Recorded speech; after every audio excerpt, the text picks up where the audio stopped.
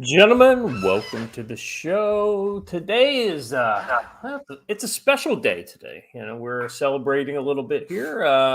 This is episode 439 of the Council of Future Conflicts. My name is Scott, the proprietor of the Future Conflict channel, and today we've got the Trump card up and the Commie Copium. We're gonna. I won't lie. We're gonna dunk a little bit on the losers. But at the same time, and this is something that we were literally just talking about in the background, and I hinted towards this on my X post about this, where I tweeted out the links to the video. It's what is it? 77 days between now and inauguration. A lot can happen. A lot of negative things can happen between now and then. This is just step one of a process that has many steps to go. And even then, once he takes office, you never know what can happen. The enemy in the military, we used to always say it doesn't matter what you do because the enemy always gets a vote. And on that note, Joe, how you doing today, brother? I'm pretty sure you just called me the enemy, but I'm doing good. No, I said the enemy always gets a vote. I know. And then you said on that note. Well, I didn't intend it that way. I'm sorry you took it that way. The chat agrees. But that's okay. I survived the drive back from our pretty fantastic class we had down in Tennessee. We had a bunch of folks who were probably in the chat in the class. I know First Responder was there. 2/3 of the Clark family was there. The Laserham showed up for a minute. We had a really great group. Jeff was a fantastic host, as was the man who actually held the farm, who's probably not on here, but I don't think he even owns a computer, but he's a good dude. Terry. We had a great time. Got guys out in the woods. I really tried. I was a little bit sneaky. I walked him up a very narrow spit of land. And I tried to get him to either slide down into the rocks or slide down into the cow pond, but not a single one did. Although I hear that Josh Clark probably needs a new pair of pants due to an incident on the land nav course. There was some damage and quality issues with U.S. government issued pants, but that's okay. We had a great time, and I got a whole bunch more coming up for a class next weekend down in Missouri. We're going to do community security apps, which are going to become important in the coming weeks, because I'm pretty sure the left is about to come completely unhinged. There are already calls all over Twitter this morning for an assassination or other drastic measures. And even we heard over the last few weeks, U.S. representatives calling for civil war conditions to keep Trump out, Jamie Raskin.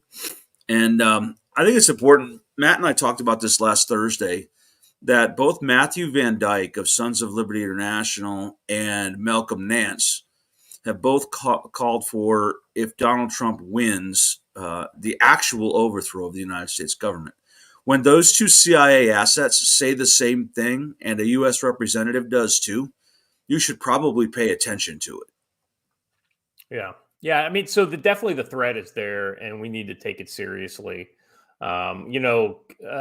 Complacency, celebration is one thing, but complacency is another thing, Joe. And I think you strike the right tone there.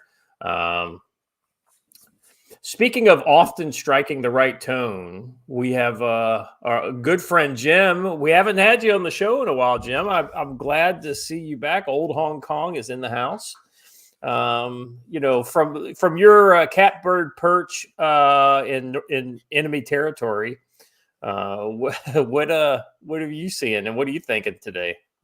It's just sad to see the Commonwealth of Virginia go blue again.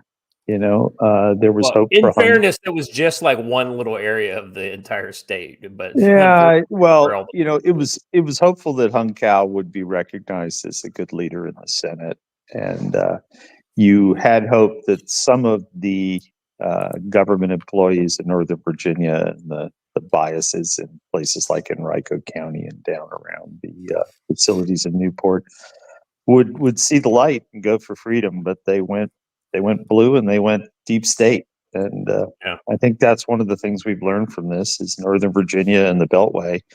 The distortion is so great up there because it feeds their rice bowls. They're not willing to give up the power they have, but that should really be a map for the way the government has to be reformed under Trump. And let's hope that he and General Flynn and the other folks who have a decent perspective on the problem and go help clean it up. But I tend to agree with Joe on this. I think there will be resistance of many kinds, bureaucratic. I hope it doesn't get to the streets. I noticed that Antifa was out in the West, kind of doing the testing in Seattle and Portland. Let's see if somebody comes up with the funding they need to take that nationwide. It wouldn't surprise me. So I know that's the path. Sorry, go ahead. Yeah. It's a matter. Somebody's got to start writing some checks to get the babies in black out in the streets. So we'll see if they're ready to cut those checks. But ultimately, I think the media is mad that Putin hasn't called to congratulate him yet because they were hoping to screech and point at that, right? Exactly right. Oh, look, Putin was the first one to congratulate him. Well, ironically, Joe, that might be a calculated kind of thing where he's like, I'm not gonna give them any ammo, in order. I hope it was Millet who was the first to call and congratulate him. Just saying. Evidently, Keir Starmer and oh god, the French president were pretty quick to kiss the ring. So. That's kind of interesting. Well, after sending 100 of their fucking government agents over here to try and aid the opposition, right? Well, I thought that was ironic. Yeah, specifically his party. Not just So, yeah. All right, Watcher, how you doing today, brother? Oh, obviously better than could have been, right? Yeah, I'm having a good time. Look, I thoroughly believe in the idea of taking your jollies where you can get them, right? And so look, there's a lot of fight ahead. There's a lot of we have not yet in fact won. We have only just barely done the very first step on the road to fixing things, and I hope we get there, but nothing says you can't enjoy the mess right now, and I am thoroughly enjoying watching people's heads come unglued. Oh, yeah. It's going to be interesting to see the outcome of this because a lot of people were saying last night, well, isn't Kamala Harris the one who's required to do the certification? Wouldn't she just not do it? As the president of the U.S. Senate, the vice president doesn't get to cast a vote unless it's tied. It's the only way she can. And what's funny is all the pundits pointed this out the last time and said, well, Pence can't just refuse to certify the election. He has to certify whatever the Senate sends him or votes to send him. It's going to be funny watching them flip the script and say, no, she doesn't have to do that. She can do whatever she wants. Well, it's always been obvious. Regard. Yeah, so, no, I'm with you there, and it'll be funny to watch how they play it. But it's always been obvious that they have the ability to refuse it because otherwise, what is a verification for?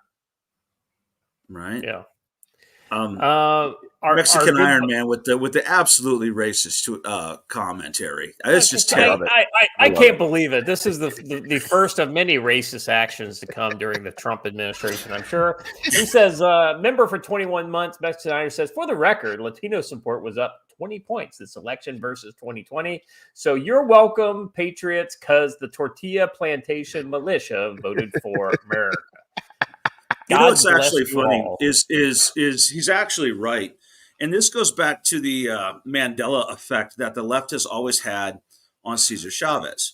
They were like, oh my God, he was a champion for illegal immigrant rights. No, TF, he was not. He hated illegal immigrants and actually ran his own armed militia on the border. He's the man who coined the term wetbacks. Mexican Iron Man is exactly right. The legitimate Mexican vote, the ones who are legal immigrants who moved here, is 100% against the situation that we have going on right now. Yeah. But I'm betting that the border is about to get bum rushed like a dude holding a $50 bill on the subway. Yeah. So. Anybody who had any aspirations or pretensions of coming now sees that they have 70 days. Yeah. Yeah, Mexican Iron Man points out that Cesar Chavez would have been on the border guarding the wall with a rifle. I just want to remind everybody: if we got a lot of members in the chat, if you are a member, you have that free kind of super chat that you can share with us today. As we dunk on the losers of the election, it would be as good a day as any to use that free super chat. So I invite you to do so. All right. Just a reminder. Speaking of super chats, if you donate $10, there's a more, pretty sweet new emoji inside of Rumble. Oh my god! What is it? I haven't seen it. Well, there's a series of them. Yeah, and I've missed. Let's see, Captain Corgis. Let me get his super chat. Wow. As I completely screw up my screen here. Okay, here we go. Captain Corgi for $5 says, right now I'm thoroughly enjoying the salt mines. However, I think the big question for the next 4 years is what we must do to defang and de-radicalize the obviously broken Democratic Party. Here's the thing, right? I think the best thing that we can do is to literally dismantle the administrative state, right? Because that's been their basis of power in so many ways. Yeah. And by doing so, you will unburden the American people with liberal policies of all these regulations imposed upon them, and thus make them much more thankful and interested in continuing the basically the America First policies of President Trump into whoever else becomes president after that. Random PNW guy 84 for $10 says the best part is that Trump won both the Electoral College and the popular vote, sets the narrative on our side. This is the best case scenario. And so the irony is, and we already had like Chris Hayes and a couple other losers on the mainstream media saying, well, we got this stupid Electoral College thing, and then it's like, well, if you win the popular vote, it doesn't matter. That takes the Electoral College out. Well, this is exactly why the founders were such geniuses when they created the Electoral College system, right? Well, they knew that urban areas, this is what happens when farmers create a country, right? They know that urban areas can potentially control things through the tyranny of democracy. That's the reason why they imposed bless the entire country with the Electoral College system. And thus, minority areas get representation. You're about to hear again all about unbound electors and electors refusing to vote the way in which electors, they're supposed to. So. Well, the good news is since this is not what you'd call a close election, when it's all shakes out, it looks like Trump will have somewhere north of 300 Electoral College votes. That's a big enough margin to where, those kind of marginal tactics, even if they were successful in the short term, wouldn't really have any kind of effect. I think I was hearing from statisticians before the election started that 300 is the new mark for a landslide victory.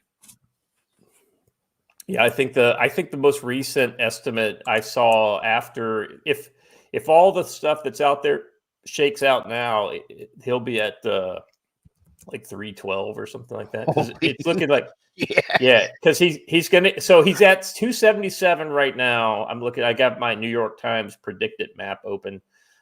So he's at 277 now. So if he adds Arizona, which he's leading in, that's 11 more. So that's 288. And then if you add Michigan, which he's leading, which God bless him, Joe. Michigan. I think it was a depression of Democratic support in Michigan that really helped. But he carried Michigan last time until he didn't. So didn't, right? It's really not a surprise for me as a former Michigan resident that he carried Michigan. Yeah. So. That's 15 votes, so that takes him up over 300 right there. And then Nevada, he's got that as well. That's 6 votes. So yeah, you're looking at like 310 right there. I think one of the big misses for us last night, and Jim can confirm this, was Hung Kao. That would have been a fantastic win. Oh yeah, but we did not. What about Lily? Did Lily win? I don't know. New Hampshire? Yeah. Yeah, I don't know. We have to check that. Let's see. Let's look. New Hampshire. Hold on a second. Let me go back. While you're doing that, I have a comment that I like. Look, like I said, I'm gonna be right there at the front lines, memeing it up and laughing with all y'all. But just remember what last night really did tell us. Like, as good as everything went, she did not win. It was 53-47 for Goodlander. Oof.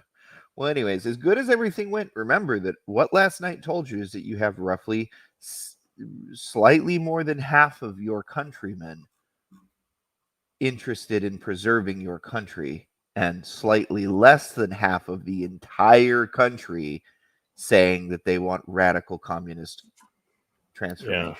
So understand that, yes, this is great, and we should celebrate where we're at. Always take a win and celebrate it. But, oh boy, is there work to do. Jeannie Rogers, member for 20 months, says the next 70 days are going to be brutal. Prep up. Yeah, I mean, we've got to be, like I said, complacency we can't allow it to set in. Excuse me. So make sure that you're keeping on your preps. Continue to do all the things that we've advised. And hell, I'll be honest with you, even once Trump gets into office, assuming the next 70 days, 77 days, whatever, work out, preparedness isn't something you do for a period of time and then you stop doing it, right? It becomes a mindset. It becomes a lifestyle, right? I mean, it is your insurance policy in all case scenarios, right? And so I would just recommend that you follow Jeannie's, keep your preps up, but at the same time, I mean, kind of like, I'm going to default to some of Joe's, some of the tactical wisdom in his books, in that it becomes part of, what you do and who you are. Things like having items in your car every day, having that everyday carry kind of setup, having that full tank of gas, which is about to get much, much cheaper. Much cheaper, and having cash, which we'll spend a lot better once we set Ron Paul loose on the Fed, which is what I think Trump has said he's interesting. I think this is the set of actions that need to happen in the next 12 to 18 months, because you can't rest on your laurels. But I think they know what they missed last time, and so they have to go start cleaning this crap up, because you only get one chance, right? Yeah. And the resistance up there will be great, and people will scream and they will litigate, and that's okay. But you get guys like Musk and Vivek Ramaswamy's brain and General Flynn, who knows what should have changed last time before he was pursued by the DOJ and then put into a perjury trap. I mean, you got to remember all this stuff. So I think they will, but there will be resistance, because there's a whole subclass up there that has made its living out of feeding off this machine, and there are just too many of them, and the machine can't grow at the rate it used to grow because we're so massively in debt. It's a real simple problem. All right, I'm going to make an executive decision here. I've got 3 great odds and ends teed up. I'm going to leave those for Friday. And if something else comes in and bumps them off, then that happens. I think that we're on a good path right now as far as what we're talking about. Guys, I'm going to suggest that we go ahead and bump on over to Bongino so that we can go full domestic focus, say the things that our current platforms won't allow us to say. And because I got some things to say about the DC jail. So, hey, you know what though? Before we go, it is worth mentioning that weirdly, Bongino's stock went up last night at around 9:30 Eastern. Weirdly coincidental with some things. Don't argue with the markets. I think too, though, that before we go over there, I want to point out something. I pointed this out last night on Sons of Liberty Live, that the FBI was kind of planting the field last night, 2 days ago, when they arrested this kid for the attack on the electrical grid. First of all, that was an attempt to poison the well for the election. It was absolutely 100% an attempt to influence the outcome of the election by painting this kid as a white supremacist who was going to kill you. They've also made it known that, hey, there are people planning attacks on the electrical grid. So be thinking about that as events unfold in the next 70-something days. Yeah. For the YouTube only crowd, Jim, any final words of wisdom? No, I think the DC piece is going to be really interesting to watch, and I think they probably have it all mapped and choreographed. So I hope they just begin to go and execute on the changes to improve the way government works, the efficiencies and the costs. And I think our allies, the response has been really interesting from Asia. I think Japan and Korea are going to be responding really favorably to this. I think the UK has responded favorably to this. Everybody was all doom and gloom about, Donald Trump, he's an isolationist. He's not an isolationist. He doesn't believe in the concept of, multilateralism for the sake of multilateralism. Right. I described it many years ago as dynamic bilateralism, which is when there's something to do, you go sit down with your ally and make it so, right? And you can have coordinate a dozen of them in unique ways, but it changes. And it comes down to commerce. What are you doing for me? Why am I subsidizing you? And so, the concept of tariffs, everybody's jumping all over them about tariffs. Countervailing tariffs are a very effective way to control trade. So I think Trump Unbounded is going to be a positive thing, not a negative thing. Yeah, I mean, if to anybody who thinks he is an isolationist or protectionist, no, he is an aggressive. He pursues bilateral engagement aggressively when it is in America's interest. He actually pursues America's interests versus, these kind of ideals, these globalist ideals that that the liberal hegemony has pushed for the past 35 years. So it's kind of, everybody in DC and the multilaterals wants to make trade and economics complex. Donald Trump can be very simplistic about things, and people will say, he's just stupid. No, he actually gets right to the bottom of an issue. Trade is trade. It's about money. It's about gross domestic product. It's about imports and exports, and it's about exporting more than you import if you can. He gets that. And we just have to let him act on it. All right, guys, we're getting ready to pop over. If you haven't done it already, please hit the like button over on YouTube, and hit the sub button if you haven't done that already yet either. And then we've got the right here. Stormy has dropped the link in the chat. Head on over to Rumble. I'm already seeing the numbers over on Rumble pump a little bit, so I know some of you guys are already going over there. Just to kind of vamp for a little time while we kind of cross-pollinate the audience. Jim, I heard an interesting idea in one of the various streams that I was listening to during the day today. And it was that DC, in order to help Virginia become a little more sane again, that DC should go back to the original square shape that it was, which ate, Arlington and what was... I've been saying this forever. DC needs to just be the administrative buildings and absolutely no. This goes the opposite direction. What it does is, instead of just having the part on the Maryland side of the river, it needs to extend back down into Virginia like it did originally, because the original shape of DC was a square. So, and I looked this up. I didn't know this. Give them a better argument for statehood, then? No. You completely take the question of statehood off the table in perpetuity, right? But you also take a huge chunk of the liberal kind of machine, and you put it in DC where they can't affect I see, the Virginia kind of thing. So anyway, I thought it was funny. It was never going to happen, but it was an interesting. No, the original intent was right, Scott. You're right. Yeah, Keep them out of the Commonwealth. Keep them out of the Commonwealth. That's exactly right. All right, guys, I'm going to go ahead and call it here. Let's move on over to Rumble, if you would. It looks like we're already up to 250 over there in Rumble, so that's good. We will see you over there, and we will be talking about what Trump coming back into office brings, and also about we'll do a little salt mining to kind of. Yeah, I was gonna say if you need a little prod to get over there, there's two things. First of all, head on into the chat and type plus Trump and then basically any word you can think of. They've added a new fun GIF. But second of all, gonna be a great show. Lots of liberal screaming, and I hope you guys like it. So, let me know when to take it away, Scott. Hit it. 2, 0, 1. It's 11:59 at Radio Free America.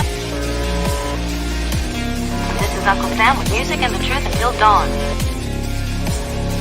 Right now, I've got a few words for some of our brothers and sisters in the occupied zone. 3, 6, 4, 6. The chair is against the wall. 3, 6. The chair is against the wall.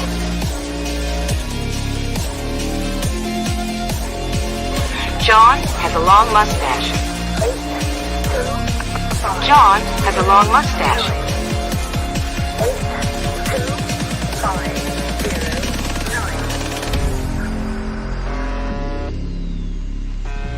9. It's 12 o'clock, Americans, another day closer to victory. And for all of you out there on or behind the lines, this is your song. 2, 1. All right, gentlemen, let's get down to brass tacks. I mean, there